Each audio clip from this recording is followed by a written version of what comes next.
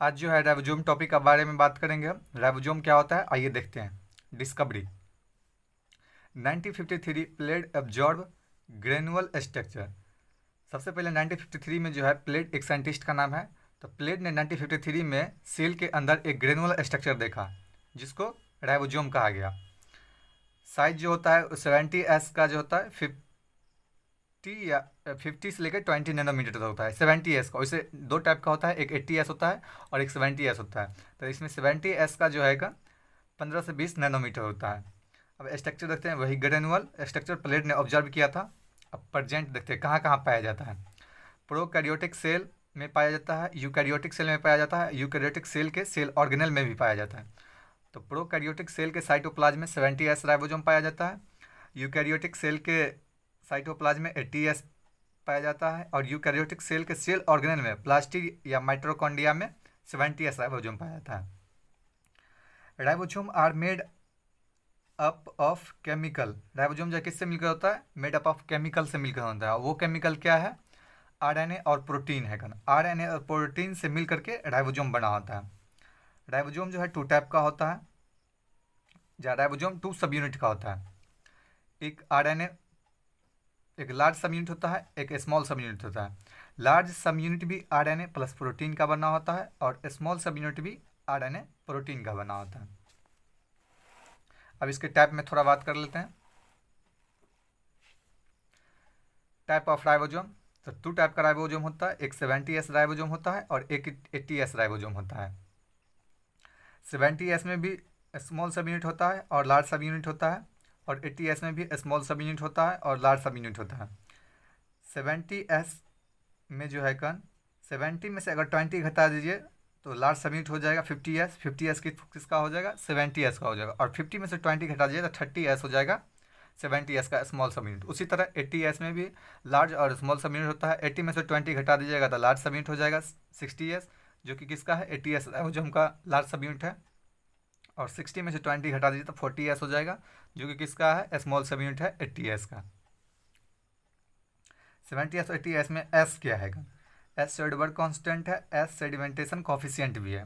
अब एनसीईआरटी इसी को लिखती है कि it is indirectly measure of size and density. NCERT जो है इसको लिखता है ये साइज और डेंसिटी का इनडायरेक्टली मेजर है।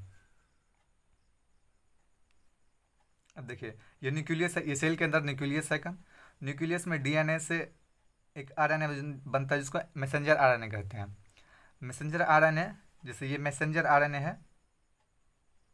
मैसेंजर आरएनए पर दो राइबोसोम का दो सब यूनिट होता है, स्मॉल सब यूनिट और लार्ज सब यूनिट। दोनों सटता है, दोनों चिपकता है आपस में। और किससे चिपकता है, तो मैग्नीशियम 2+ से चिपकता है। ये चिपकेगा और चिपकने के बाद जो है प्रोटीन बनाएगा।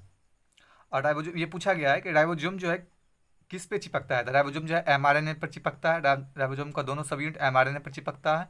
और एमआरएनए पे किससे चिपकता है, वो मैग्नीशियम 2+ बजता है। Ribosome assembly magnesium 2+। एक क्वेश्चन है, which subunit of ribosome bind to ER. Ribosome जो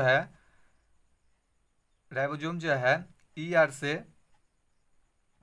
राइबोसोम का कौन सा यूनिट ईआर से बाइंड होता है। तो ये 60s हो गया। और 60s किसका है, 80s का लार्ज सब यूनिट है।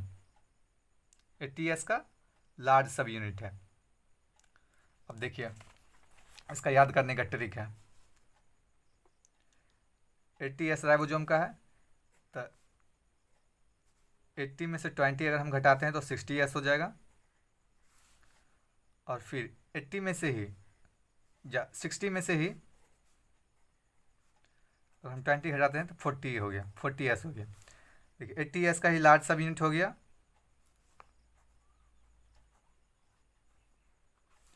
ये स्मॉल सब यूनिट हो गया। 80s का ही लार्ज सब यूनिट हो गया, 80s का ही स्मॉल सब यूनिट है। उसी तरह 70s का देखिए, अगर हम 70 में से 20 घटाते हैं तो 50s हो जाएगा। और फिर 50 में से अगर हम 20 घटाते हैं 30s हो जाएगा। तो 70s का ही जो है 50s लार्ज सब यूनिट है और 70s का जो 30s स्मॉल सब यूनिट है। आइए थोड़ा एनसीईआरटी देख लेते हैं। Ribosome are granular structure. Ribosome are granular structure first observe under the electron microscope as dense particle by George Palade 1953। हमने आपको पहले ही पढ़ा दिया हुआ है कि जॉर्ज प्लेट जो है 1953 में जो है सेल के अंदर इलेक्ट्रॉन माइक्रोस्कोप से जब देखा गया तो उसमें एक डेंस स्ट्रक्चर दिखाया गया जिसको राइबोसोम कहा गया। They are composed of ribonucleic acid, जिसे राइबोन्यूक्लिक एसिड कहा गया, and protein and are not surrounded by any membrane. ये किसी भी प्रोटीन और मेम्ब्रेन से घिरा नहीं होता है। सराउंडेड मतलब होता है चारों ओर घिरा होना। ये किसी भी प्रोटीन और मेम्ब्रेन से घिरा नहीं होता है। The eukaryotic ribosome are 80s while the prokaryotic ribosome are 70s। Eukaryotic ribosome जो होता है वो 80s पाया, यूकैरियोटिक सेल में राइबोसोम 80s पाया जाता है और प्रोकैरियोटिक सेल में राइबोसोम जो है 70s पाया जाता है। इच राइबोसोम हैज़ 2 सब यूनिट।